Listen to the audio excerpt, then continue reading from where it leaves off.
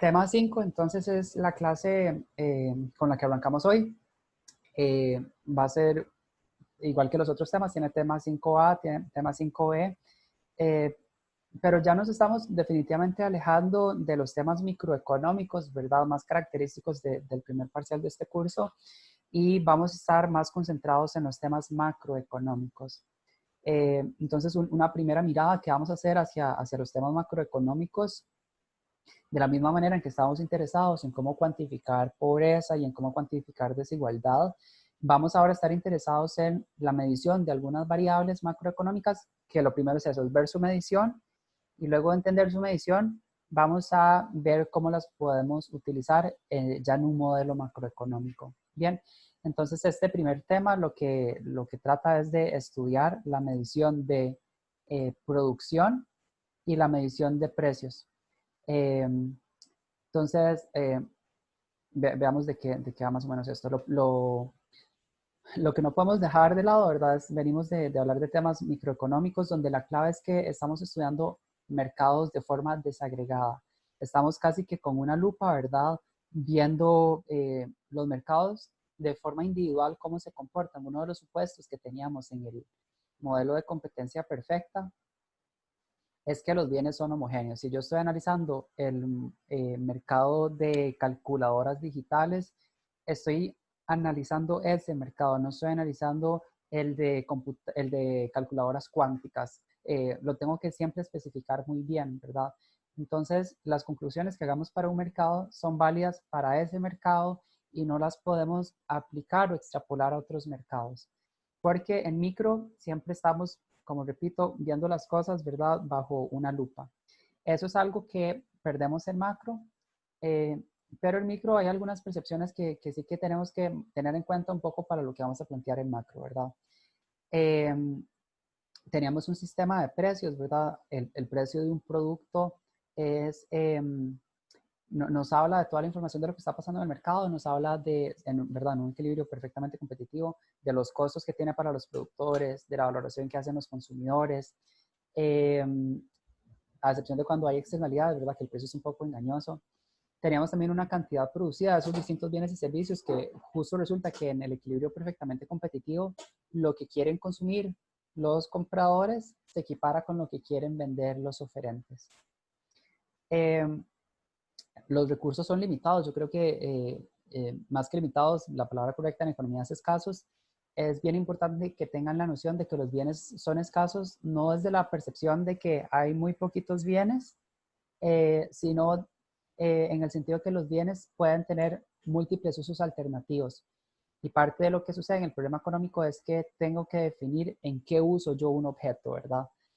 Cuando defino eso, renuncio a todos esos usos alternativos. Entonces, por eso es que llamamos que los bienes económicos tienen un costo de oportunidad. Tengo que renunciar a todos los potenciales usos que le puedo haber hecho, tanto en hábitos de consumo como en hábitos de producción. ¿Ok? Eh, y bueno, parte de lo necesario para producir algo está en el mercado laboral, ¿verdad? Ocupamos factores de la producción, tierra, que es lo que llamamos recursos naturales, trabajo, mano de obra y capital. Muy importante retomar ese término. En economía, cuando estamos hablando de capital, eh, sobre todo estamos pensando en el acervo de equipos y estructuras, que planteado de esa forma puede sonar un poco abstracto, pero en esencia lo que estamos hablando son de maquinaria, ¿verdad? Equipos, estructuras como construcciones. Entonces, el factor común que tienen la tierra, el capital y el trabajo, que son factores de la producción, ese es, digamos, como el nombre que reciben en la etapa productiva, pero que forman parte del proceso de producción, más no del bien o servicio final. Entonces, si nos imaginamos una fábrica que produce libros, por ejemplo, hubo todo un proceso intelectual, ¿verdad? De la persona que escribió el libro, un proceso editorial, luego ya el libro como tal, ¿verdad? El proceso del papel, el emplasticado. Hay mucha mano de obra ahí incorporada. Hay máquinas, por ejemplo, que ayudaron a ensamblar el libro. Se necesitó un lugar para hacerlo, ¿verdad? Un cierto nivel de capital.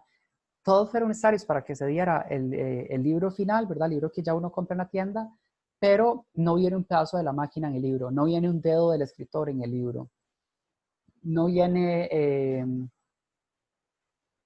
parte del terreno, ¿verdad? En el libro. Entonces, en ese sentido, los factores de la producción son necesarios para producir los bienes y servicios, más no forman de manera tangible parte de esos bienes. ¿Ok? Entonces, digamos, esa es una perspectiva desde la microeconomía. Algunas de estas cosas se van a retomar en macro, pero lo importante, micro, estamos analizando mercados de forma individual. Cuando estábamos en las clases de micro, por eso es que siempre hacíamos referencia a un mercado, el mercado de verduras, el mercado de la feria del agricultor, el mercado laboral, por ejemplo. Entonces, sí que es cierto que estoy llevándolo todo a desagregaciones, ¿verdad?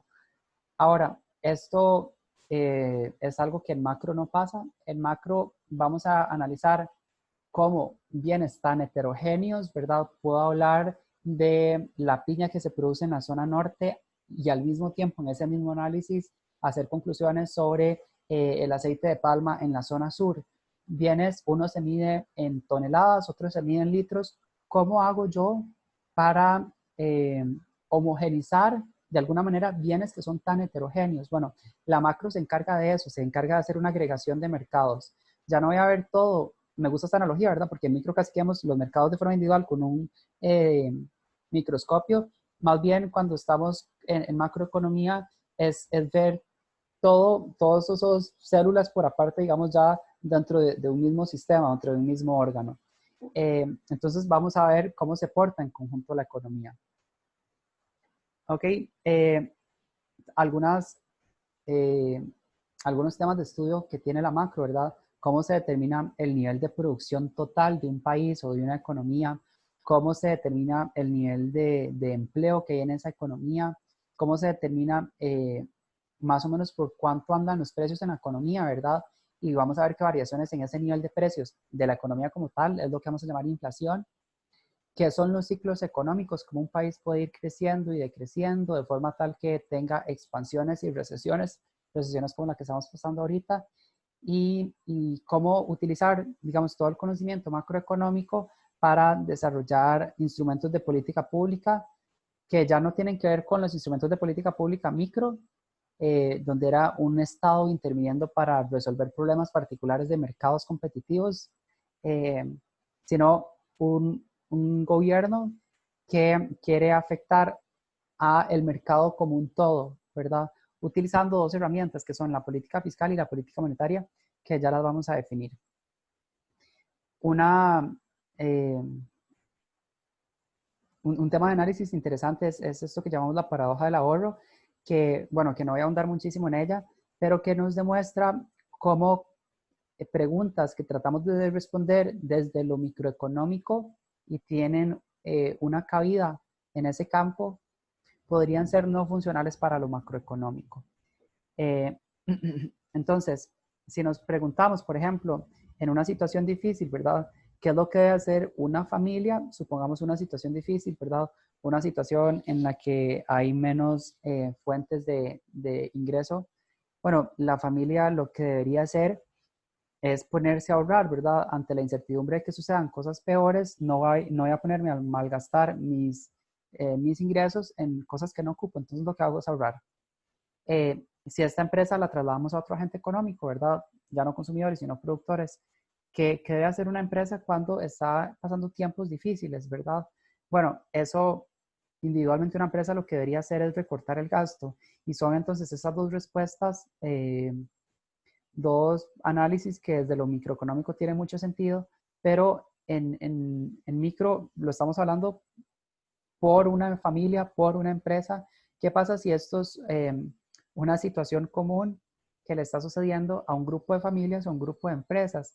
¿Qué efectos va a tener eso sobre la economía como un todo? Por eso es que cuando hablamos de la paradoja del ahorro tenemos que dejar la mirada de lo micro y llevarla hacia lo macro. Eh, Resulta que cuando lo vemos en una economía como un todo, cuando las familias gastan menos en consumo, eh, lo que las familias gastan en comprar bienes y servicios es un ingreso para las empresas. Entonces, las familias dejan de gastar, las empresas dejan de tener ingresos, ¿verdad? Por sus ventas, Entonces las empresas, algunas van a empezar a tener pérdidas. A medida que las empresas tienen pérdidas, van a echar personal. Entonces, en ese sentido, se va a generar un cierto nivel de desempleo y, bueno, no solo las empresas van a dejar de contratar trabajadores, sino también es posible que hagan una disminución en el capital que tienen. Y con eso lo que nos referimos es en un freno a la inversión. ¿Ok? Entonces caen los ingresos de las familias que ahora pueden comprar menos. Eso tiene un efecto, digamos, rebote en las empresas que también venden menos y esto forzará a recortes en sus gastos.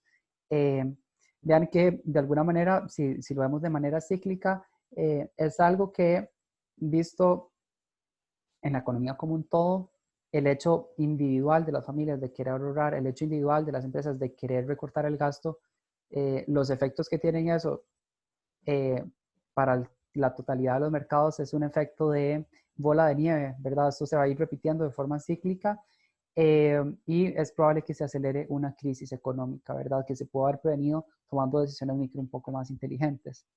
Eh, entonces, un poco, tal vez de forma individual los agentes no tienen la información para hacer eso, un poco con la paradoja del ahorro, el papel lo tendría que tomar el gobierno para evitar que esta crisis, por lo que está sucediendo en los mercados individuales, se termine agregando en un potencial acelerador de una crisis económica.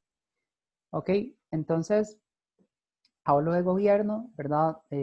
Casualmente porque en microeconomía le dimos la cabida a la intervención gubernamental.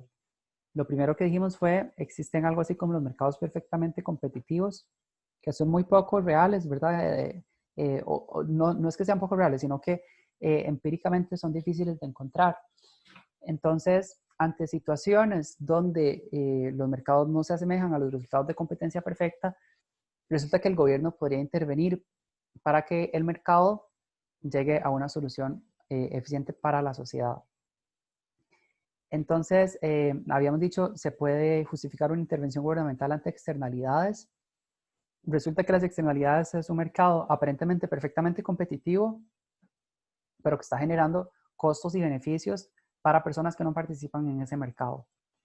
Entonces, se justifica la intervención gubernamental, por ejemplo, en una externalidad negativa como la contaminación, cobrando un impuesto a las empresas. Se justifica la intervención de un gobierno en una externalidad positiva, por ejemplo, la educación, para que con un subsidio se logre graduar más gente de la que lo haría en un mercado privado. En situación de bienes públicos seríamos los bienes públicos y los recursos comunes, dos bienes que por excelencia el mercado perfectamente competitivo no es la mejor alternativa para producirla y distribuirla. En bienes públicos porque sencillamente no habrían empresas interesadas en ofrecer esos bienes. En recursos comunes habría una sobreexplotación del recurso común. Y bueno, otra posible justificación de una intervención gubernamental es cuando hay poder de mercado. Por ejemplo, en un monopolio, los monopolios tienen el poder de mercado de manipular el precio a su conveniencia. Los monopolios, como la única empresa oferente, va a tratar de eh, cobrarle muy caro a los consumidores porque es la única opción que tienen esos consumidores. Entonces se ven atados así, pagarle sí o sí el precio tan alto que le está cobrando el monopolio.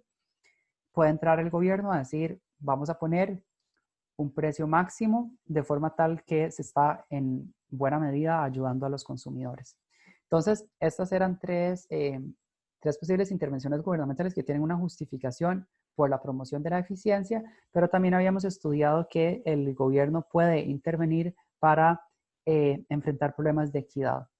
Entonces, eso fue lo que estudiamos en estado de bienestar, ¿verdad? El tema 4B, en el que dijimos muchas veces hay bienes que la gente no puede consumir porque no tiene el nivel de ingreso para hacerlo. Entonces queremos plantear un gobierno casi que actúe como Robin Hood en dos momentos del tiempo. En un momento que es la recaudación de los ingresos fiscales, ¿verdad?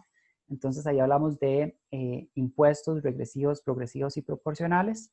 Y luego, una vez se recaudaron esos fondos, en el mejor de los casos de forma progresiva, hay que ver cómo se hace la inversión social. Y resulta que la inversión social también puede ser regresiva, progresiva o proporcional, dependiendo de hacia quién vaya dirigida esa inversión, en el mejor de los casos a la población más vulnerable, ¿verdad? O bueno, por lo menos que sea proporcional y que sea una inversión que mejore el bienestar de toda la sociedad.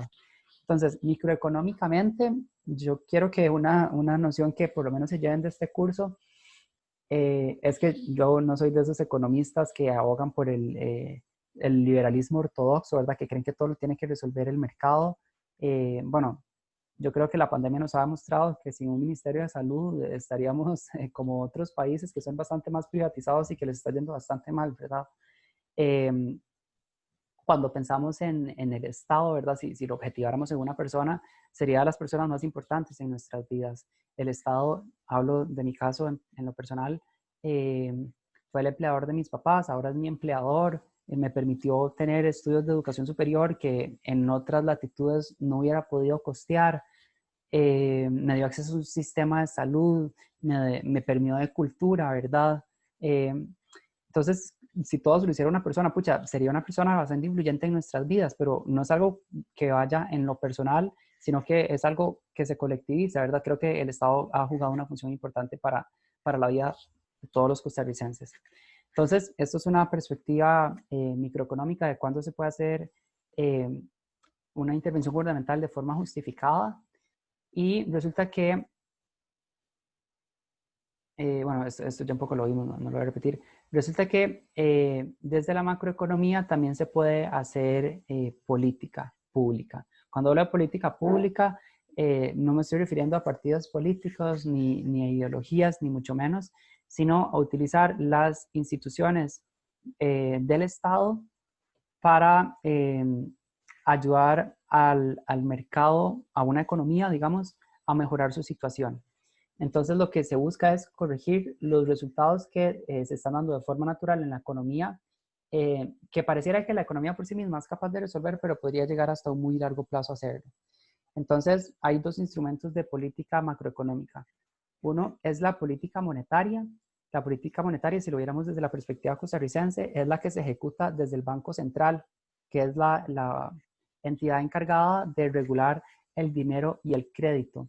Eh, Hay algunas variables que ellos afectan, ¿verdad?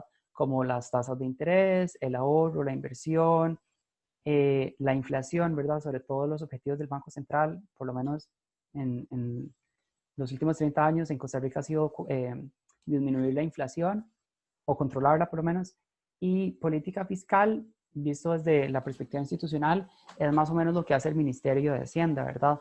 Recolectar impuestos y luego ver cómo se invierten, que eso ya no lo tocaría el Ministerio de Hacienda, sino a las diversas instituciones que hacen inversión gubernamental, inversión pública. Eh, Vamos a ver qué efectos va a tener esto en la economía como un todo, ¿verdad? Y aquí también, digamos, hay un debate económico sobre si el Estado debería intervenir o no. A mí me parece claro que en microeconomía quedaron, eh, quedó de manera explícita, ¿verdad? Porque el gobierno puede intervenir, pero macroeconomía, que apenas lo estamos viendo, de pronto no queda tan claro. Y bueno, les resumo básicamente cuáles son las dos posiciones que hay al respecto. Una posición es la de ¿para qué vamos a poner a intervenir un gobierno, verdad? Si el mercado por sí mismo puede autorregularse, ¿verdad? El mercado converge al equilibrio, no hay que meter un gobierno para que le ayude al mercado. Otro tipo de economistas más bien lo que argumentan es que las decisiones desagregadas, que son las decisiones que se toman individualmente, que luego cuando ya las colectivizamos y vemos lo que pasa en la economía, puede que la maximización de un bienestar individual no sea funcional para un bienestar global, ¿verdad? Justo como lo que pasa en la paradoja del ahorro, donde lo que encontramos era la gente en una situación difícil, familias recortando el gasto, empresas recortando también el gasto, individualmente tiene sentido, colectivamente podría no tener sentido, ¿verdad? Entonces, en estas situaciones es cuando se justifica que haya una intervención gubernamental, ya sea en política monetaria, política fiscal o una combinación de ambas.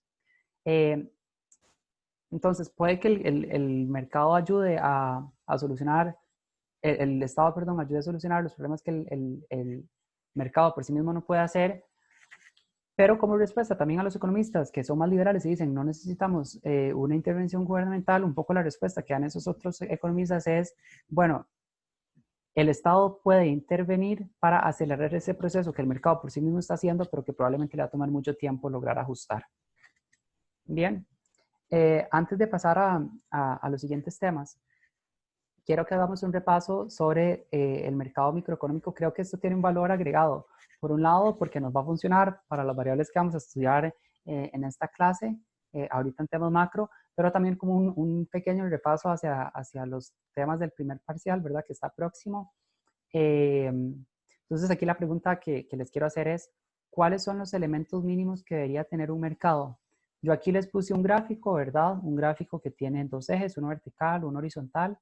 Cuando yo hacía todos los gráficos, ¿verdad? Les ponía estos nombrecitos, ponía algunas líneas, encontraba algunas intersecciones. Quiero que más o menos entre ustedes de forma participativa me vayan diciendo cuáles son los elementos mínimos necesarios para tener un mercado microeconómico. Entonces, alguien, por favor, quiero que de verdad pierdan el miedo a la participación y colaboren con la clase.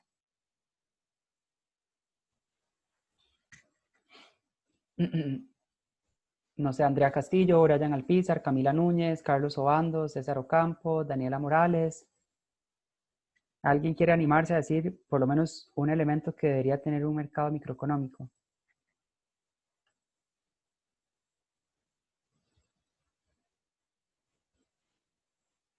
Están poniendo en el chat.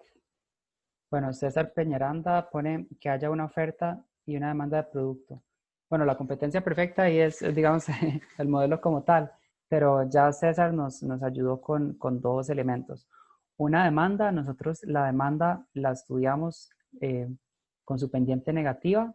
Es una pendiente que nos dice la ley de la demanda, ¿verdad? Se cumple cuando a medida que las cosas se hagan más caras, las cantidades demandadas tienden a disminuir. Entonces, esta línea con pendiente negativa sería la línea de demanda.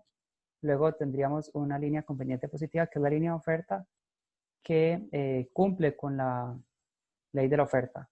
A medida que las cosas se incrementen su precio, desde el punto de vista de la empresa, esto es más rentable y por tanto van a querer aumentar la cantidad que producen y eventualmente venden en el mercado. Entonces ya aquí tenemos dos interacciones, ¿verdad? Las fuerzas de la oferta con las fuerzas de la demanda.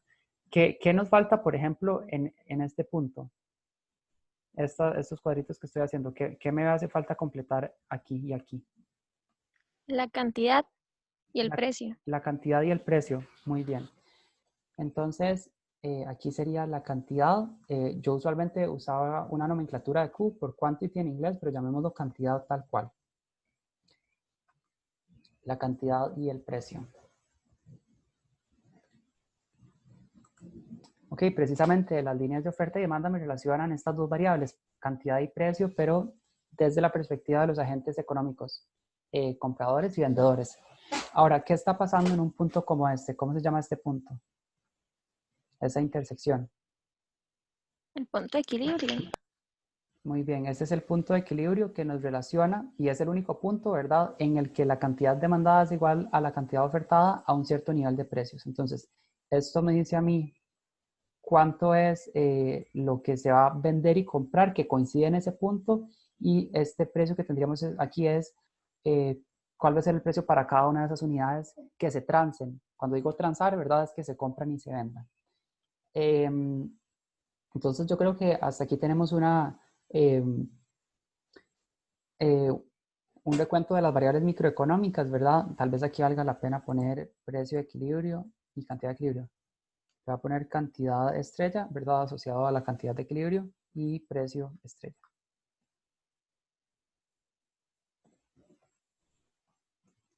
Ok. Algo que está detrás de este mercado, ¿verdad? Este es un mercado donde se ofrecen bienes y servicios, ¿verdad? Un bien o servicio específico tendríamos que definirlo. Por ejemplo, si estamos hablando del mercado de zapatos, eso es algo que yo debería tomar en cuenta. Entonces, habría que definir uno de esos elementos, ¿verdad? Es qué es lo que se está comerciando. Se puede comerciar, por ejemplo, empleo en el mercado de trabajo. Se puede comerciar zanahorias en el mercado de zanahorias. Hay que definir muy bien de cuál es el bien del que estamos hablando. En microeconomía los vemos de forma específica y de forma aislada uno y otro, ¿no? Eh, Atrás de la producción de estos bienes y servicios hay un mercado de factores de la producción, como el mercado laboral, por ejemplo, que yo para producir esta botella, si yo fuera el empleador, yo tuve que haber contratado a personas para hacerla, ¿verdad? Entonces, una variable importante también es la mano de obra asociada a esto, a la producción de un bien o servicio. Hago este recuento, como lo mencionaba, porque creo que tiene un valor agregado, ¿verdad? Un simple repaso de temas que van a entrar en el primer parcial, pero porque en particular este precio que estamos viendo acá, vamos a tratar de agregarlo, no ver el precio de un producto, ¿verdad? De un mercado, no el precio de esta botella, sino el precio de la totalidad de bienes que se producen en Costa Rica, por ejemplo, cómo hacemos para cuantificarlo y la cantidad también. En cantidad no vamos a ver cuántas botellas se producen, sino de alguna manera cómo agregar la producción de todos los bienes que son tan heterogéneos. El ejemplo que les puse al inicio de la clase, ¿verdad? ¿Cómo hago yo para sumar piñas de la zona norte con aceite de palma de la zona sur? Son unidades distintas, ¿no? Resulta que físicamente es un poco imposible de hacer, ¿verdad? Y bueno, ese es el primer reto que vamos a enfrentar con la macroeconomía. ¿Cómo ir de lo micro a lo macro, de lo desagregado a lo agregado? Muy bien. Ok. Esto ya lo pasé, perdón, me volví.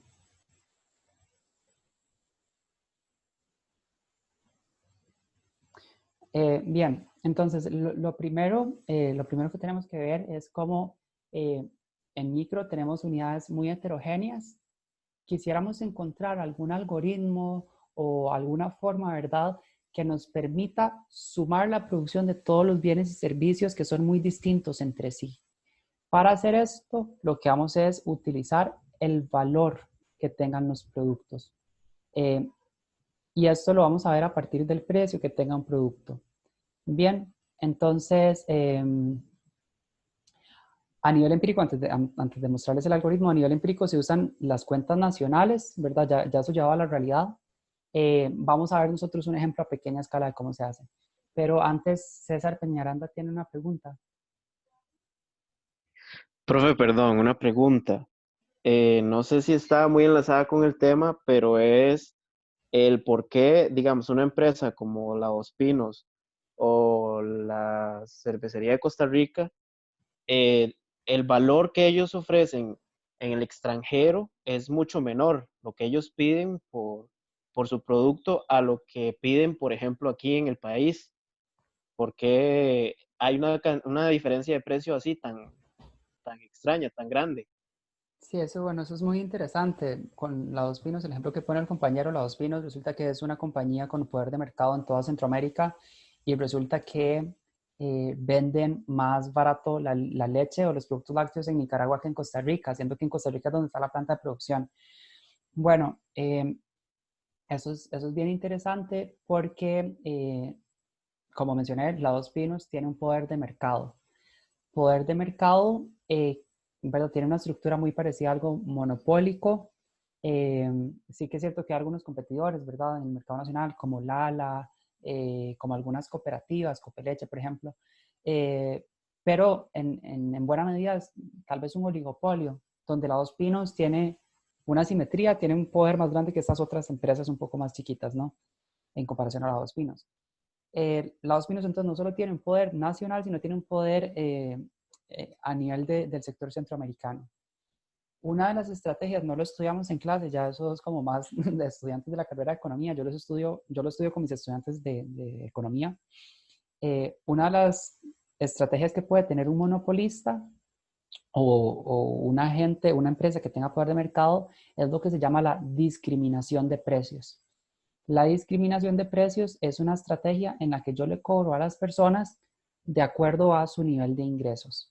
Entonces, la discriminación de precios la encontramos, por ejemplo, en cómo los boletos para el cine son más baratos para los estudiantes universitarios, de colegio, de escuela, que para la gente en edad laboral. ¿Por qué?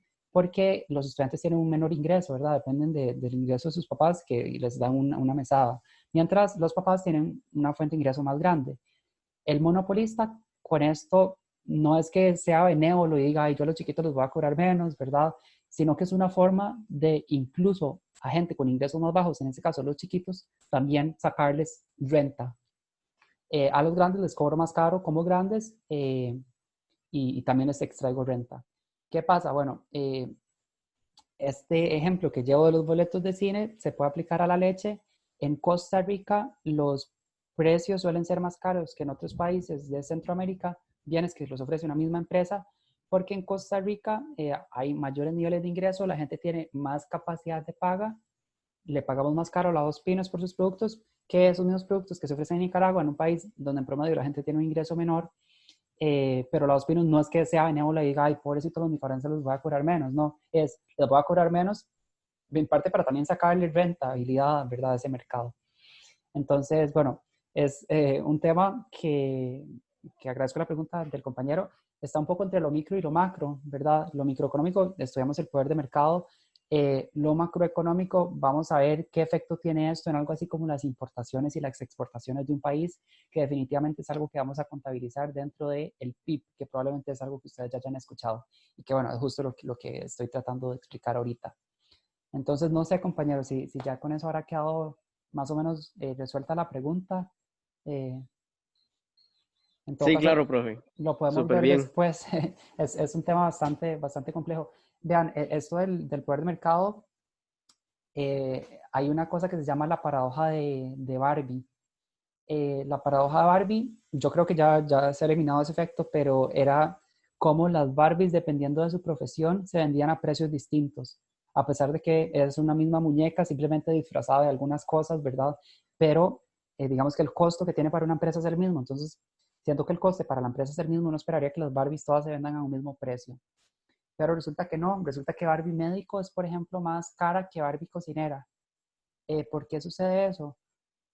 Bueno, tiene que ver con discriminación porque resulta que los papás con mayores ingresos tienden a comprarle a sus hijas o hijos, ¿verdad?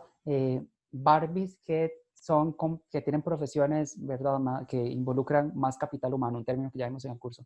Mientras que papás con menores niveles de ingreso eh, tienden a comprar Barbies de acuerdo como a la profesión de ellos mismos, ¿verdad? De los padres. Entonces, esto para la empresa Mattel fue una posibilidad como monopolio de Barbie, de decir, pucha, tengo gente muy rica comprando un tipo de Barbies, gente no tan rica comprando otro tipo de Barbies. Puedo cobrar, dependiendo de la profesión de Barbie, distintos precios para así extraerle la renta a todo el mundo. A los ricos les cobro como ricos, a los pobres les cobro como pobres, no por ser benévolo, sino porque también de los pobres estoy extrayendo renta. ¿Ok? Entonces, bueno, este tema muy interesante, me estoy desviando del tema del curso. Lo que estamos ahorita es cómo cuantificar unidades tan distintas, cómo cuantificar la leche de la Dos Pinos con las Barbies que se producen, ¿verdad? Son bienes muy distintos. Y lo que dijimos es que la respuesta que tiene esto es con el valor a nivel de una economía, ¿verdad? Si ya lo estuviéramos viendo para la economía costarricense o la economía, no sé, de San Ramón de Alajuela, estamos hablando ya no de un mercado en particular, ¿verdad? Sino de ya un lugar geográficamente un poco más amplio, ¿verdad? Se usarían las cuentas nacionales. Esto incluye todo lo que se produce, todo lo que se consume, los datos de lo que entra y sale del país. Pero antes de ver eso, veamos en un ejemplo de pequeña escala cómo podríamos nosotros hacer para homogenizar unidades muy distintas de producción. Ok, me voy a volver a la diapositiva anterior que la tenía en blanco. No, voy a insertar mejor aquí una pizarra en blanco. Utilizando este ejemplo de las Barbies y la caja de leche.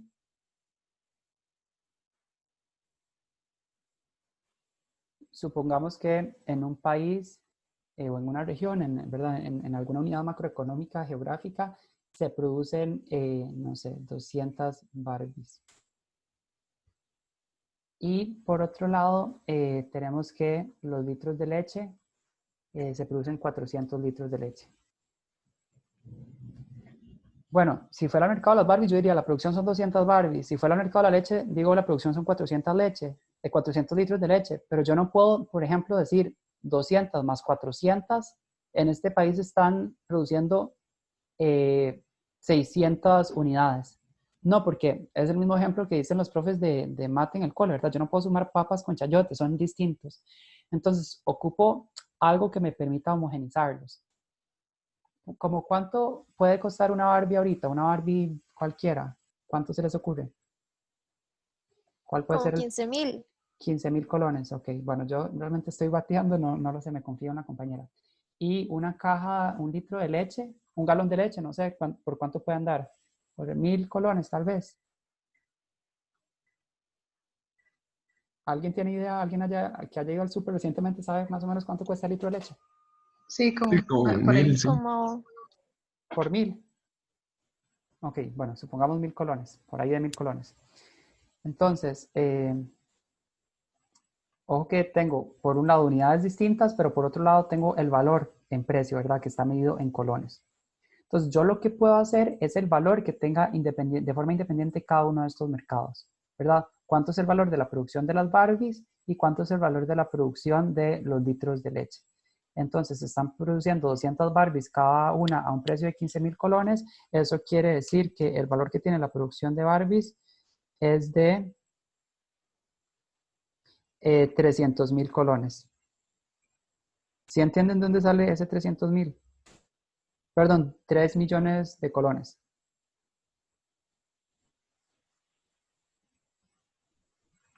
Sale de multiplicar 15.000 por 200. Entonces, eso me da como resultado texto. 15.000 por 200 unidades por 15.000 colones. Da como resultado 2 por 15, 30 y las otras. Tengo 3 millones de colones. ¿Ok? Por otro lado, tengo que se produjeron 400 litros de leche, cada uno vendiéndose a un precio de 1.000 colones. Entonces, esto me va a dar un valor para la producción de leche de ¿cuánto?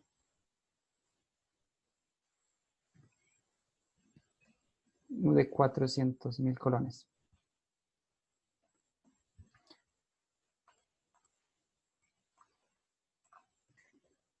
Entonces, en esta economía, ahora que yo tengo el valor de la producción de las Barbies y el valor de la producción de la leche, sí que puedo sumar estas dos. Entonces, puedo decir que en esta economía como un todo, el valor de la producción, y en este caso el PIB, tiene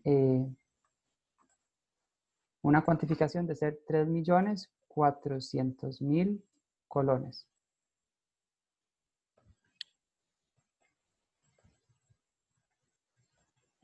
Entonces, aquí está, ¿verdad? El voilà, cómo hacer para homogenizar Barbies y leche, dos bienes muy distintos, ¿verdad? Solo déjenme corroborar, yo soy terrible en aritmética, a pesar de que incluso empecé a estudiar la carrera de matemática, pero, a ver, 200 por 15. Sí, está súper bien. Listo. Bien, entonces mantengamos ese ejemplo en la mente, ¿verdad? Utilizamos el valor de mercado expresado como el precio, ¿verdad? Estos bienes y servicios para sumar unidades que no se miden en principio en una misma, bienes que no se suman en una misma unidad. Ese enfoque que acabamos de ver, de simplemente ver la producción de un bien, cuánto se produjo y cuál es el valor de la producción, es lo que vamos a llamar valor agregado. Entonces, el PIB en un país va a ser simplemente ver cuál fue la producción, su precio, y lo que vamos sumando son precio, cantidad para un bien, precio, cantidad para otro bien, precio, cantidad para otro bien. Hacemos una sumatoria de todos los precios por cantidades de los bienes y servicios que se producen en un país en un momento dado del tiempo. Ahora, hay otros dos enfoques que los vamos a ver en esto que llamamos el flujo circular de la renta para una economía. El flujo circular de la renta es un modelo que nos habla de cómo interactúan dos agentes económicos, empresas y hogares. Estos dos, ¿verdad? Estos que están en cajita azul son dos agentes económicos a partir de dos mercados. Un mercado que es el mercado de los bienes y servicios y otro mercado que es el mercado de los factores de producción. Para esto vamos a hacer algunos supuestos. Un supuesto es que las familias son las dueñas de los factores de la producción, ¿ok? Las familias son dueñas de su trabajo, de verdad, de su mano de obra. Las familias son dueñas de la tierra, de los recursos naturales, y las familias también son dueñas de el capital. Estos factores de producción son dueñas las familias, pero las familias por sí mismas no hacen nada con ellos, sino que la tienen que de alguna manera ofrecer a las empresas para que éstas produzcan bienes y servicios. ¿Ok? Esos bienes y servicios son consumidos al mismo tiempo por las familias. Entonces, el modelo de flujo circular de la renta lo que hace es ilustrar esas dos interacciones y cómo va migrando el empleo, ¿verdad? Los factores de la producción que son prestados a las empresas pagan alguna remuneración a las familias y las familias con ese ingreso lo que hacen es comprar bienes y servicios que son producidos por las empresas. Entonces, deconstruyamos un poco esta noción que estoy hablando. Este gráfico tiene lo que llamamos dos ciclos. Un ciclo es cómo viajan las mercancías, que va a ser el que está dibujado con esta línea naranja, no sé si es de ese color, más verde, no, más cercano a tonalidades cálidas, ¿verdad? Esto es cómo viajan las mercancías, que mercancías pueden ser bienes y servicios o pueden ser factores de la producción. Y por otro lado, la línea azul, el ciclo externo, digamos, es cómo viaja el dinero. ¿Ok? Entonces, partamos de los hogares. Los hogares que son dueños de los factores de la producción, como hicimos el supuesto, de la tierra, del trabajo y el capital, van al mercado de factores de la producción y se lo ofrecen a las empresas. Entonces, ¿cómo viaja la mercancía? La mercancía de factores de producción va de los hogares a las empresas. Como remuneración a prestar esos factores de la producción, las empresas tienen que darle algún tipo de ingreso a las familias, ¿verdad? No es gratuito. Entonces, esta línea azul, que es el ingreso que tienen las empresas, ¿verdad? Es pagado en el mercado de factores de la producción a las familias de tres maneras. Por el trabajo se paga un salario. Eso no es nada nuevo para nosotros, ¿verdad? Por la tierra se paga un alquiler. Y por el capital, por las máquinas, por los alquileres de estructuras, digamos que el mismo modo en que salario es trabajo y capital y tierra es alquiler, vamos a llamar que la remuneración al factor capital son las utilidades de las empresas. ¿Ok? Entonces, si las empresas tienen utilidades, las utilizan para costear el capital que les están alquilando a los hogares. ¿Ok? Resulta que si yo lograra ver cuáles son todos los ingresos que están generando las familias vía salarios, vía alquiler y vía utilidades, esos son todas las fuentes de ingreso que tiene una familia. Eso debería ser el PIB, ¿verdad? En el PIB estamos pensando cuánto es el valor de todo lo que se produjo, pero para producirlo hubo factores de la producción involucrados que ocupan una remuneración. Si yo sumo todas esas remuneraciones, ¿verdad? Tengo de alguna manera este Producto Interno Bruto. Bien, por otro lado, analicemos más bien la interacción que está hacia la parte superior de este gráfico. O bueno, este modelo es algo relativamente sencillo, no es un modelo como tal, es tan complejo.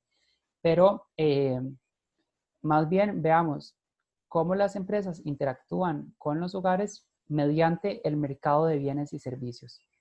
Las mercancías, ¿dónde está su génesis? ¿Dónde está su origen? Bueno, su origen está en las empresas. Los bienes y servicios nacen en las empresas y van a las familias, ¿verdad? Ese es el ciclo de la mercancía. Entonces, las producen las empresas, las consumen los hogares. Acaba de pasar el camión de bomberos por mi ventana, espero no le haya pasado nada mal a mis vecinos.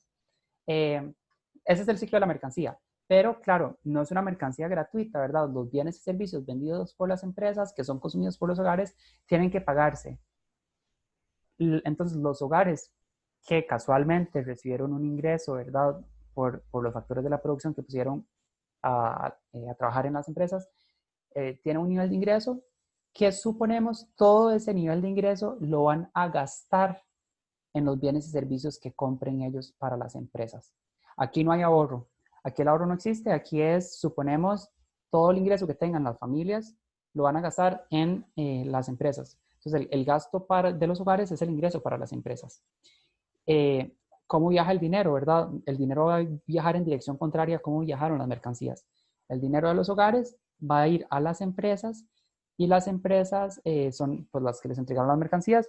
Ese mismo ingreso que es para las empresas lo van a utilizar pagándole a los factores de la producción, ¿verdad? Para ellos producir sus bienes y servicios. Entonces tenemos aquí un encadenamiento de los dos agentes económicos. Se llama ciclo circular de la renta, es circular, ¿verdad? Está todo el día, bueno, no todo el día, pero todo el tiempo yendo de un agente a otro, de un mercado a otro.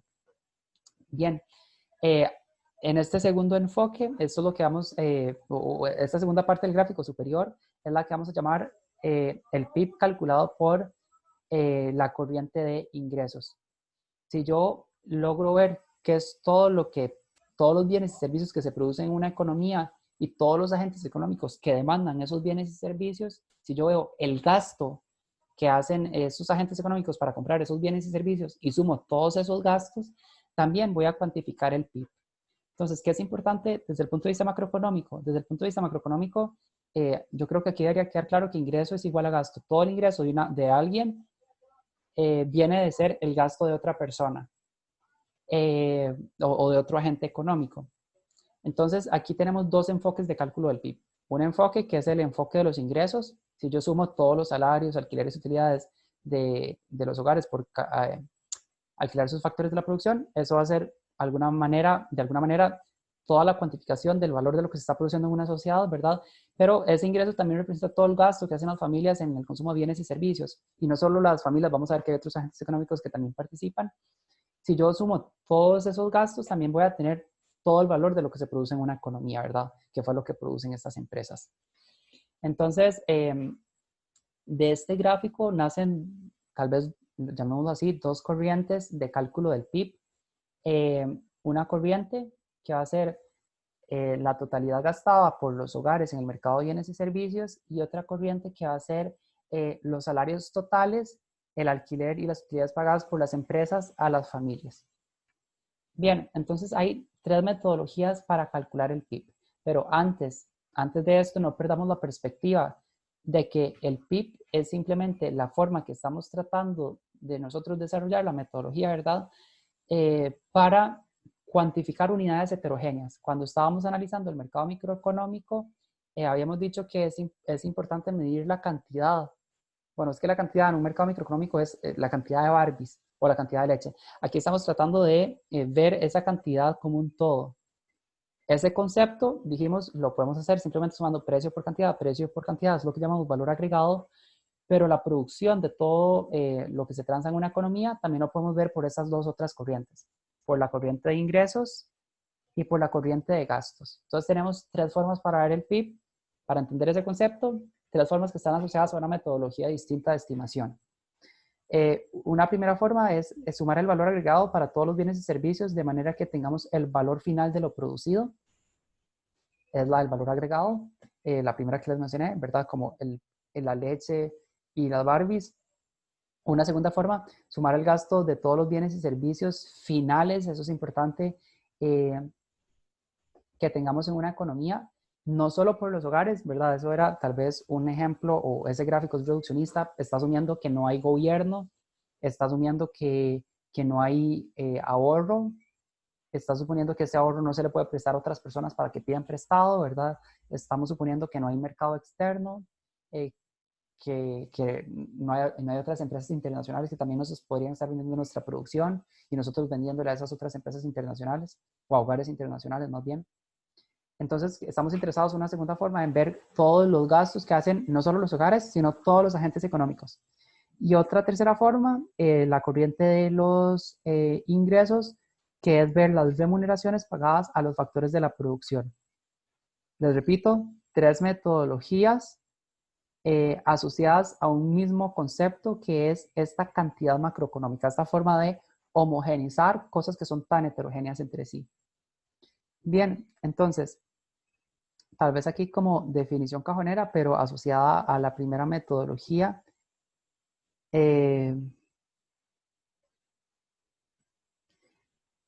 Perdón, es que me está tapando la barra que estoy teniendo aquí de Zoom, pero ya lo logré controlar.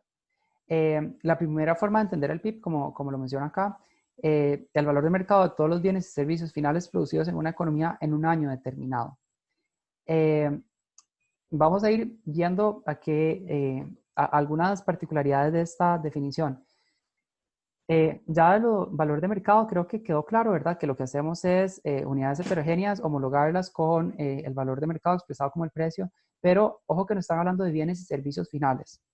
Entonces, si existe algo así como los bienes y servicios finales, también existe la categoría contraria, que van a ser los bienes y servicios intermedios. ¿Ok? Entonces, a primera vista es muy simple, es lo que hicimos con las Barbies y la leche, ¿no?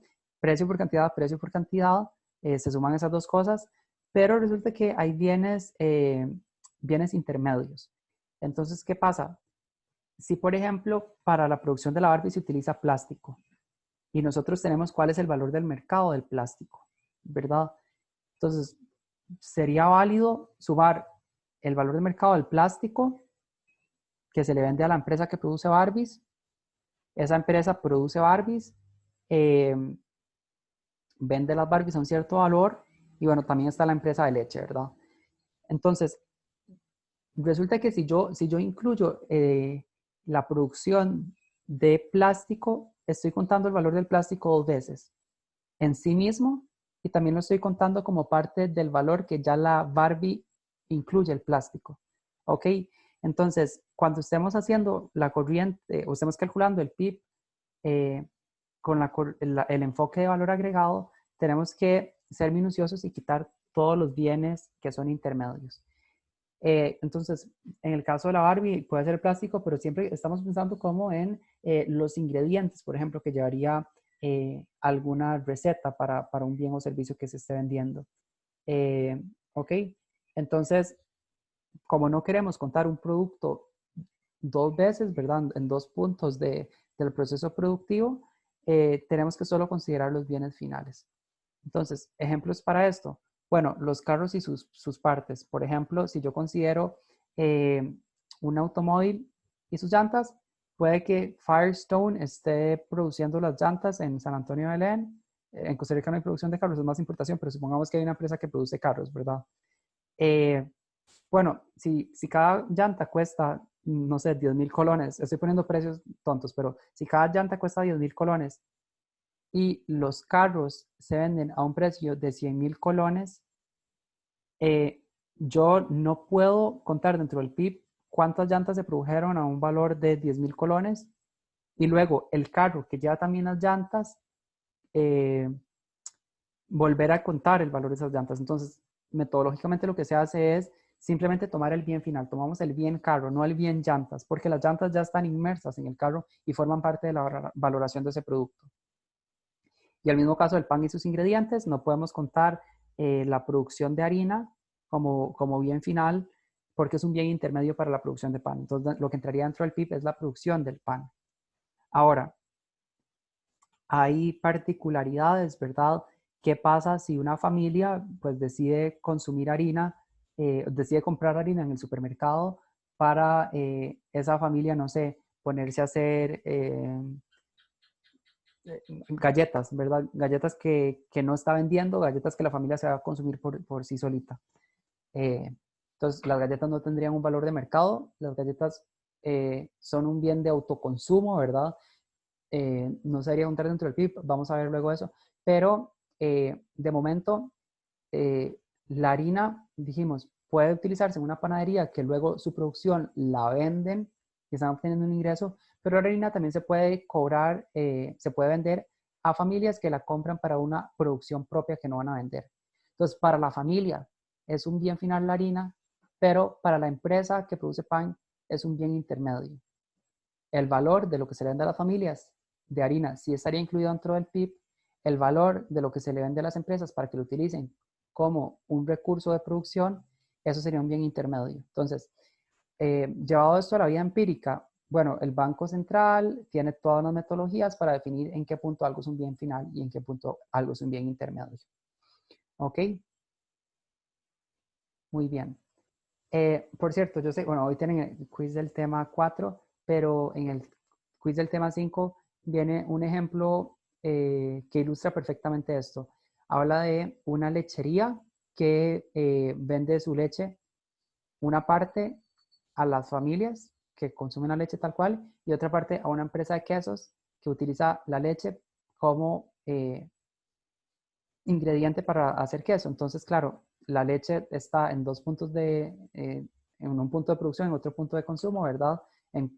Cuando va dirigido a hacer un bien final, ¿verdad? Por las familias, sí se contabiliza dentro del PIB, pero todos los ingresos que genera la lechería por vendérselos a la quesería, eso no entraría dentro del PIB.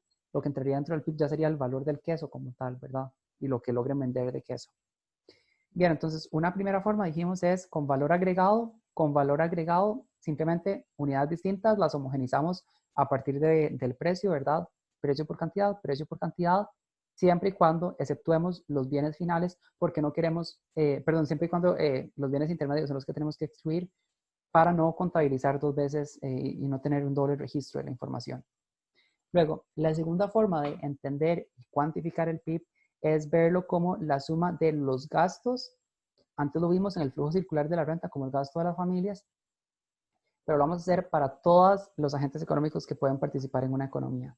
Vamos a tener un gasto en consumo, un gasto en inversión, un gasto que hace incluso el mismo gobierno y los gastos que hacemos en Costa Rica de bienes y servicios que no se producen en Costa Rica y los ingresos que estamos generando en Costa Rica de cosas que se consumen en Costa Rica, que se producen en Costa Rica, pero que no se consumen en Costa Rica.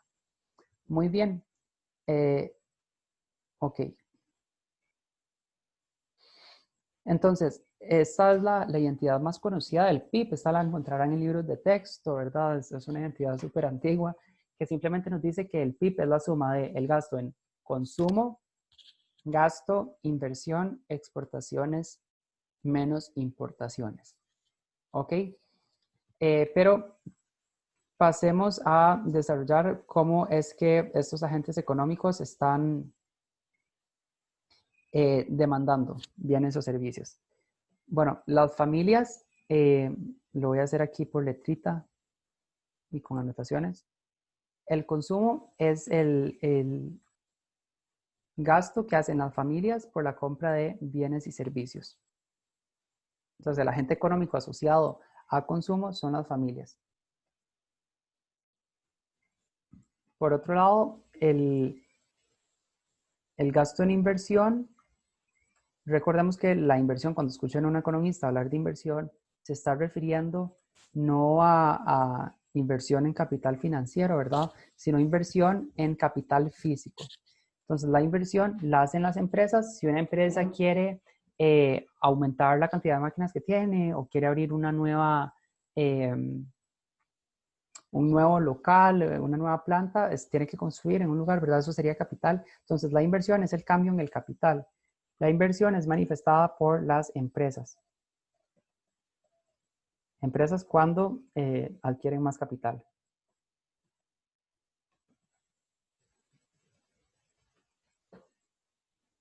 Muy bien.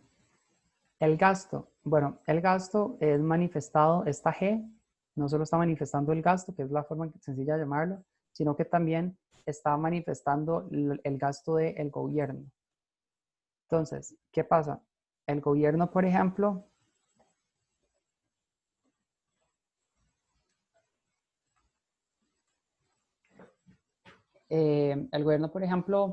ocupó comprar algún terreno para hacer una carretera que pasaba justo ahí en medio. Bueno, eso sería un gasto que hace el gobierno. El gobierno ocupó para el puente de la Platina comprar acero. Bueno, eso es parte de lo que iría en el gasto gubernamental. Simplemente son gastos que tienen más que ver con el accionar de un gobierno, ¿verdad? En inversión pública. Bien, y luego X menos M es lo que llamamos el sector externo. Entonces, X son exportaciones.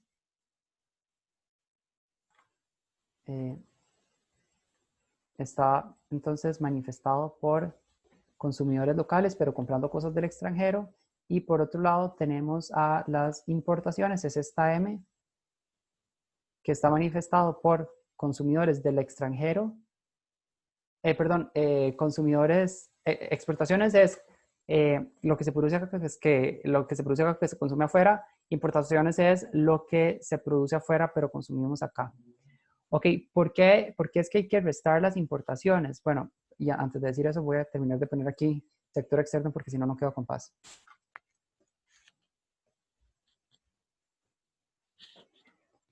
Dentro de la definición del PIB para la economía costarricense, la definición dice es el valor de todo aquello, lo que se produce y se consume en un lugar específico, ¿verdad? Entonces, ¿qué pasa? Las importaciones no se producen acá y por tanto hay que restarlas. Las exportaciones se producen acá, no se consumen acá, pero eso es producción que se está dejando el país, ¿verdad? Es una fuente de ingreso para el país. Las importaciones más bien es una salida para el país. Entonces, bien importante, consumo manifestado por familias, inversión manifestada por empresas, gobierno que interpreta esa G, ¿verdad? De gasto gubernamental y sector externo, que son dos cosas a la vez, exportaciones e importaciones. Ok, traigo a colación la pregunta que antes hizo el compañero. Hay exportaciones de cosas que se producen en Costa Rica que el precio es más barato afuera que acá, por dinámicas que tienen que ver más con poder de mercado y temas microeconómicos, ¿verdad? Ok, entonces, ¿por qué restamos las importaciones? Otra forma de llamar las exportaciones netas es la balanza comercial, sobre todo cuando estamos hablando de bienes y no de servicios. Todo eso constituye el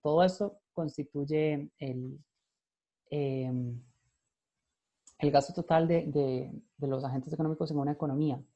Ok,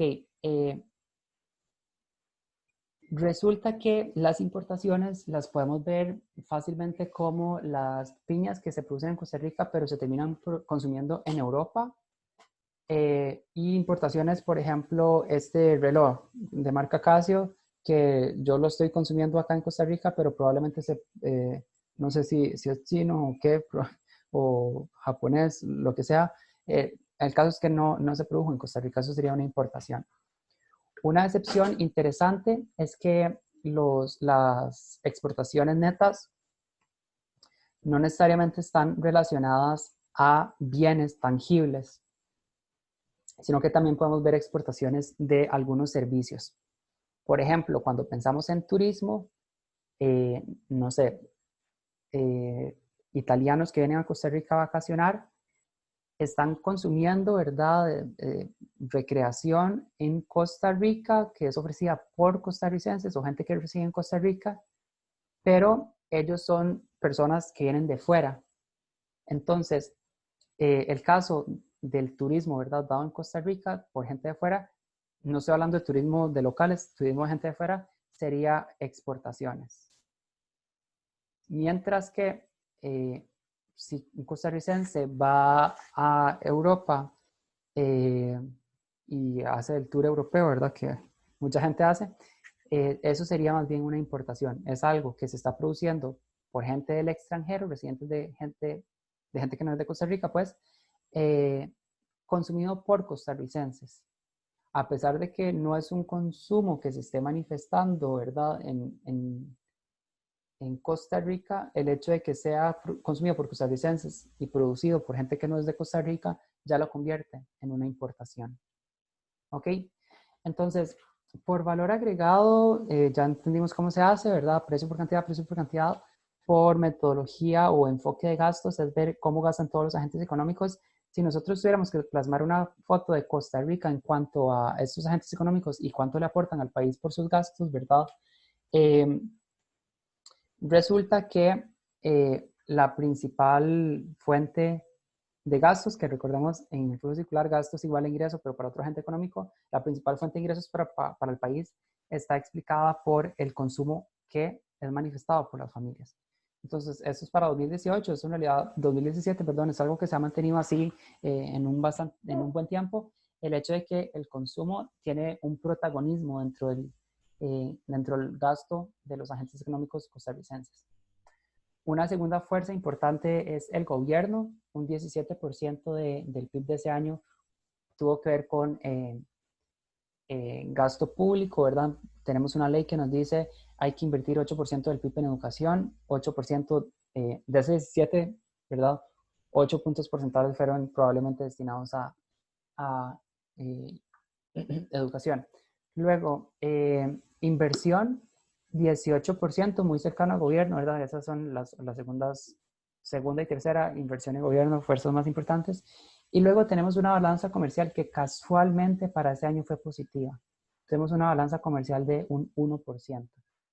Es decir, de 100 colones que se gastaron en la economía ese año, 1% fueron de exportaciones netas. Ahora, ¿qué pasa? Si nosotros viéramos esa misma imagen, pero en otros años, muchas veces la balanza comercial es negativa. Por ejemplo, en este gráfico no tendríamos un 1% de exportaciones netas, sino que tendríamos, por ejemplo, un menos 3%. ¿Por qué creen ustedes que las exportaciones netas pueden ser negativas? ¿Alguien tiene alguna hipótesis? ¿Cómo las exportaciones netas pueden ser negativas?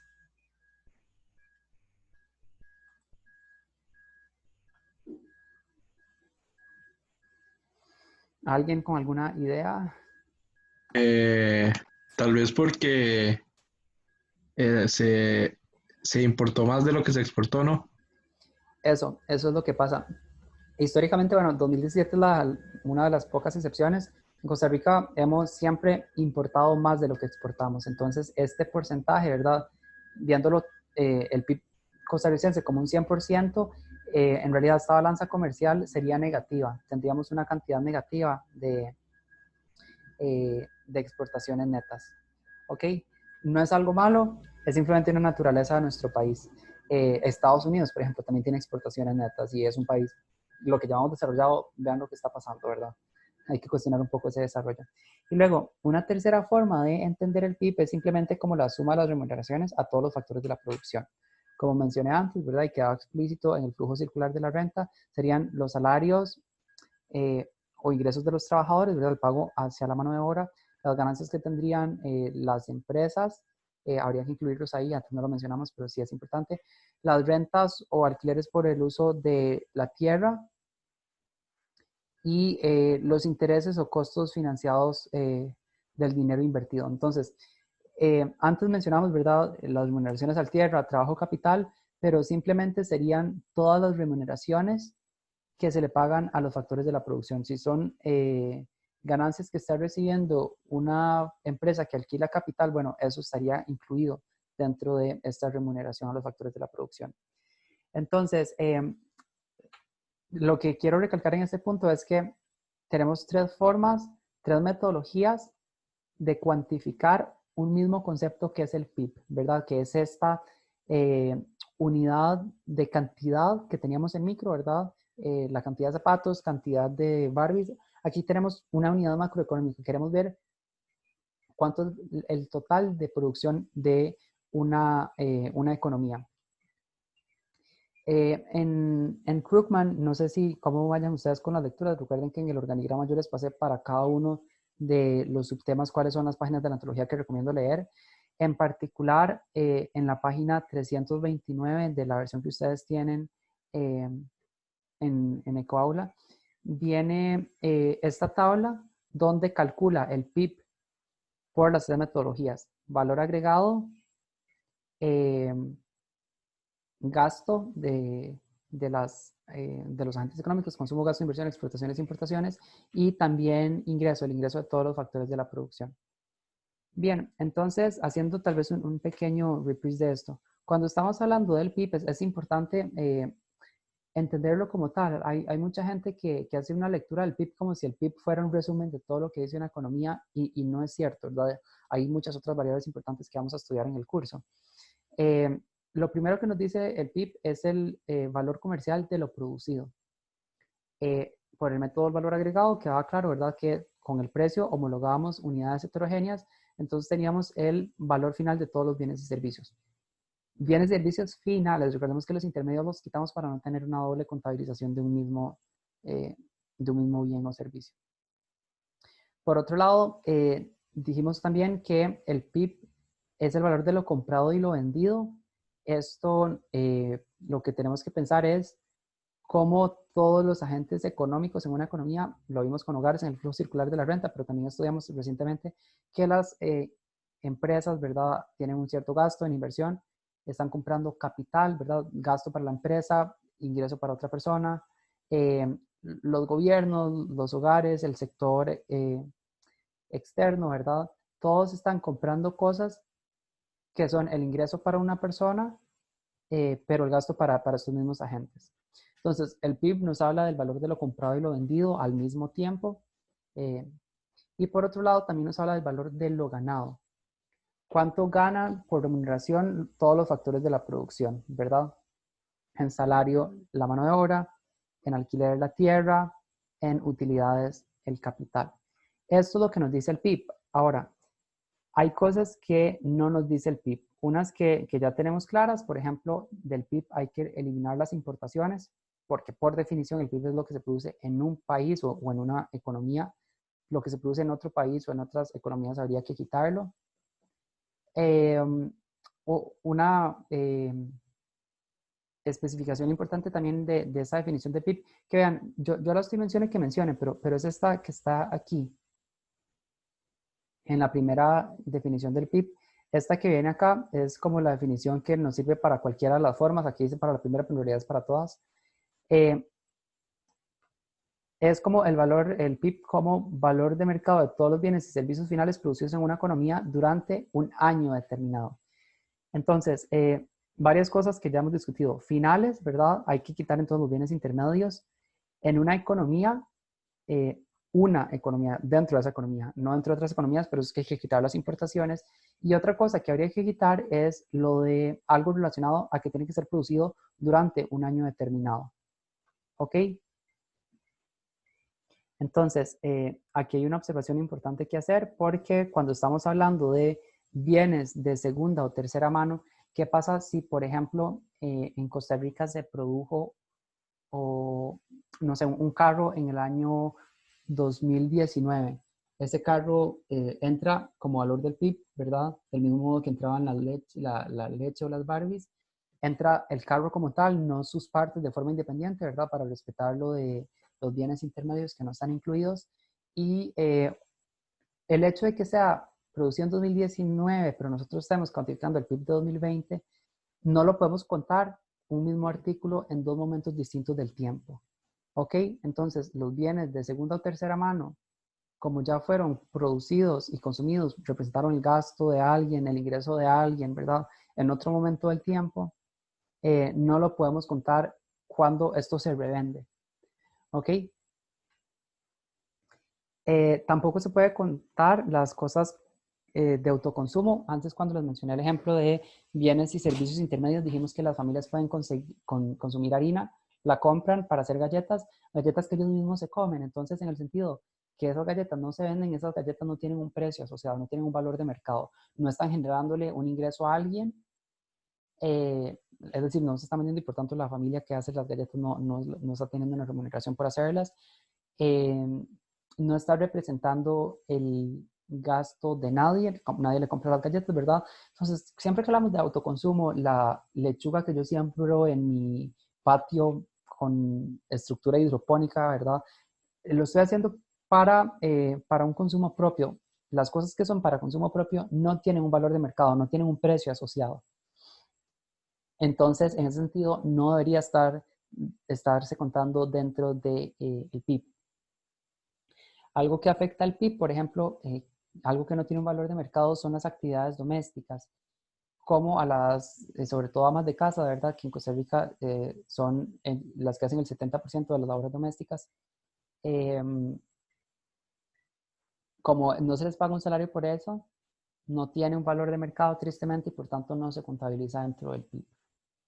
Entonces aquí tres cosas, ¿verdad? La primera, importaciones, porque se tiene que contar lo que se hace en un país, no lo que se hace fuera.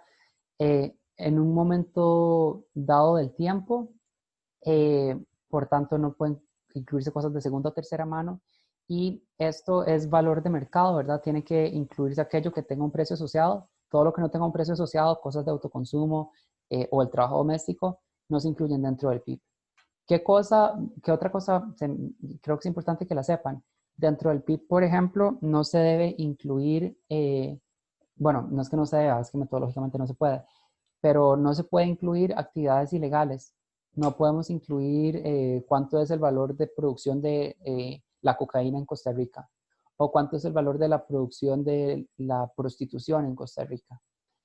Si las cosas son ilegales, ¿verdad? No están pasando por un registro contable que quede en cuentas nacionales.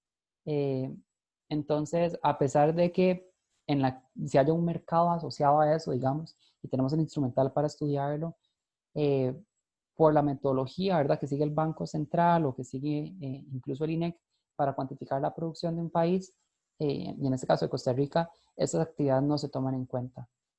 Ok, hay todo un chiste de cómo si nosotros en Costa Rica incluyéramos la prostitución y la droga, el narcotráfico dentro de nuestro PIB, seríamos potencia mundial. Bueno, podríamos intentar hacerlo, pero resulta que otros países no lo hacen. Entonces nosotros de alguna manera estaríamos sobreestimando nuestro PIB con cosas que en otro país no se están estimando. Entonces no estaríamos midiendo con una misma regla a dos países distintos, ¿verdad? Pierde objetividad. Bueno, esta frase que dice Kennedy es también bastante comentada. Mucha gente habla del PIB. Ustedes, bueno, ahorita que están viendo el concepto, de pronto muchos de ustedes ya lo han escuchado o lo han leído en otro momento de su vida.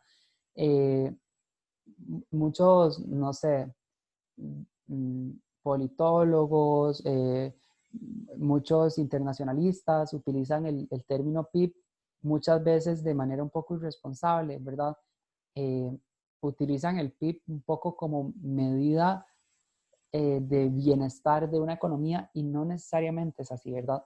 El PIB, y aquí está la definición, ¿verdad? Es algo bien concreto. El PIB es la medida del valor de todo lo que producimos para la venta, bueno o malo. Mide tanto la comida como las cárceles, las medicinas como las armas. La definición cajonera es el PIB es el valor de mercado de todo aquello que se produce en una economía en un momento dado del tiempo. ¿Ok?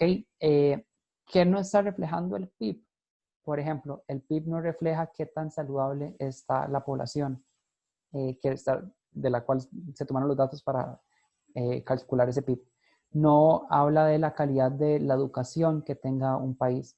No habla de qué tan divertido es el tiempo de ocio de los habitantes de ese país, ni de la calidad de los debates políticos, ni la sabiduría o la cultura, ni la dedicación que tengan las personas al país. Entonces, sepamos, ¿verdad?, que el PIB es un concepto y en concreto no hagamos lecturas que no corresponden por tratar de asociar PIB con otros conceptos asociados al desarrollo económico, ¿verdad? Ahora, lo que sí que podemos hacer es, si nosotros pensamos, por ejemplo, en una familia, la familia tiene una fuente de ingresos. Nosotros dijimos, el PIB es el ingreso de una economía. Entonces, si nosotros pensáramos en el PIB, estamos diciendo, ese es como el ingreso de una casa muy grande que es Costa Rica, el PIB de Costa Rica. Entonces, esta gente que hace estas lecturas, ¿verdad?, de asociar el PIB con otros estándares de desarrollo es, si una familia tiene más plata, es una familia que simplemente está mejor, ¿verdad? Es una familia que puede consumir más cosas, pero a lo interno de la familia uno no sabe cuáles son esas dinámicas personales. Entonces puede que la familia tenga mucho ingreso, pero le está pesando súper mal por dentro. Del mismo modo en que un país puede tener un PIB muy alto, pero a lo interno no estar tan bien como pareciera estar indicando el valor tan grande de su PIB. Bien, ahora, importante que el PIB por sí mismo es eso, pero una forma que tenemos de ver el PIB más entendible es cuánto es el PIB per cápita. Recordemos que per cápita significa literalmente por persona. Entonces, si bien el PIB es el tamaño de una economía, lo que estamos pensando en PIB per cápita es cuánto le aportó cada persona al ingreso de su país. Si estuviéramos pensando, ¿verdad? Si yo viviera en una familia de 4 miembros y tenemos un ingreso de 100,000 colones en promedio, ¿verdad? Por persona, cada persona aportó 25,000 colones al ingreso de su hogar. Del mismo modo en que el PIB per cápita para Costa Rica es cada costarricense cuánto le aporta el ingreso de ingreso a su país. Ahora, hay personas que no trabajan, no le estarían aportando mucho al país, ¿verdad? Hay personas que le aportan más que otras, entonces de pronto el PIB per cápita no sea representativo para todo el mundo, pero nos habla de un promedio de eso, de cuánto más o menos le aporta cada persona al ingreso de su país. Entonces, el tamaño del país, qué tan grande es el ingreso de un país, ¿verdad? Está asociado con el PIB. Lo asociamos al tamaño del país porque es muy esperable que un país como Estados Unidos, que tenga un territorio mucho más grande que el de Costa Rica, que por tanto tenga más recursos naturales, aunque yo no estoy diciendo que sea más biodiversa, sino que tiene más tierras para plantar, más recursos hídricos, ¿verdad? Porque es más grande. Tienen muchos más trabajadores, ¿verdad? Es esperable que a medida que las economías sean más grandes, su Producto Interno Bruto, su ingreso va a ser más grande. Entonces, el PIB como tal nos habla del tamaño de la economía. Pero, ¿qué tan eficientemente se utilizan los recursos de esa economía más grande? No necesariamente la familia más grande, ¿verdad? Que tenga un ingreso más grande, sus familiares de forma individual son más eficientes. Para medir la eficiencia, entonces lo que vamos a hacer es calcular el PIB per cápita. El PIB per cápita, entonces, es simplemente ver el PIB entre la cantidad de habitantes. El PIB per cápita por sí mismo es eso, pero nos sirve irlo viendo a lo largo del tiempo. Por ejemplo, si este año tenemos un PIB per cápita de 15,000 dólares y el otro año tenemos un PIB per cápita de 20,000 dólares, quiere decir que el aporte de lo que cada persona le dio a su país, ¿verdad? ¿Qué tanto, cuál fue la participación en ingresos de cada persona para su país? Aumentó de 15,000 a 20,000. Es decir, que individualmente las personas hicieron algo para producir más, ¿verdad? Y así aportarle más a su país. Entonces, cuando crece el PIB per cápita, en buena medida lo que estamos hablando es un aumento de la productividad de cada uno de esos trabajadores o en general de esos habitantes del país. Nos sirve para a lo largo del tiempo, ¿verdad? Como acaba de mencionar, para ver cómo fue avanzando la productividad de los agentes económicos, pero también nos sirve para hacer comparaciones entre países. Esto yo lo hice con la base de datos del Banco Mundial, con información que tenía completa hasta 2017. No había información un poco más actualizada de la totalidad del PIB de los países y las poblaciones. Esto porque, bueno, hay países que son un poco más tardados que otros países en reportar sus estadísticas, ¿verdad? Si uno se va a Cuba, las estadísticas que tienen públicas son súper viejas. Entonces, no siempre se puede hacer esta comparación como tan perfecta como la que pretendo hacer, pero algo que pude lograr hacer es tomar la información de la base de datos del Banco Mundial y ver para 2017 cuáles son 3 países que tienen una población en ese momento cercana a 5 millones, un vecindario de números cercano a 5 millones, ¿verdad? ¿Por qué ese número? Bueno, porque es más o menos la población que había en Costa Rica para ese momento. En Costa Rica habían 4,905,000 personas. En Irlanda, un poquitito menos que en Costa Rica, 4,811,000. Y en República del Congo, 5,260,000. Por ahí de los 5 millones todos esos países, ¿verdad? Más que menos. Si yo tapara aquí el PIB per cápita, ¿verdad? A ver. Uno lo que esperaría es que, bueno, si yo tomo un trabajador costarricense y un trabajador irlandés y un trabajador de República del Congo, son personas que si las pongo a trabajar, pues no debería haber mucha diferencia entre ellos, ¿verdad? Entonces, no sé si los pongo a trabajar en la producción de artículos, uno esperaría que más o menos generen una misma cantidad de artículos en una cierta cantidad de tiempo, ¿verdad? Pero resulta que no, porque son personas que han crecido en contextos diferentes, que se encuentran en economías con condiciones diferentes y que por tanto su productividad va a ser diferente. Entonces, un país como República del Congo es un país muy grande, es un país que su PIB debería ser más grande que el de estos otros dos países, Costa Rica y Irlanda, ¿verdad? Por la cantidad de recursos naturales.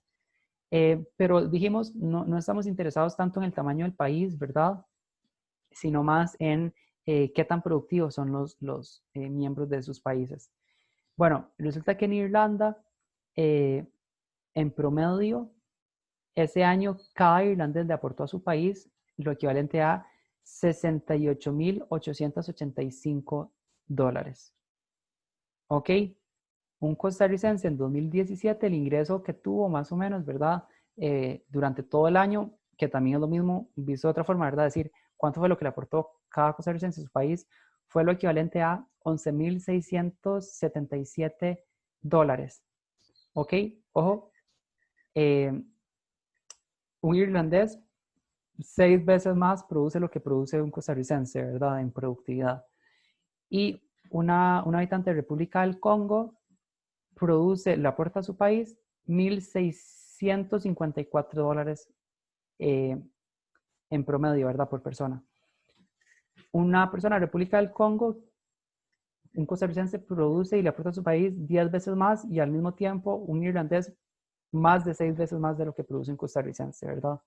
Estamos hablando entonces de una medida objetiva, utilizar el PIB per cápita para decir qué tan productivos son los habitantes de un país y de otro.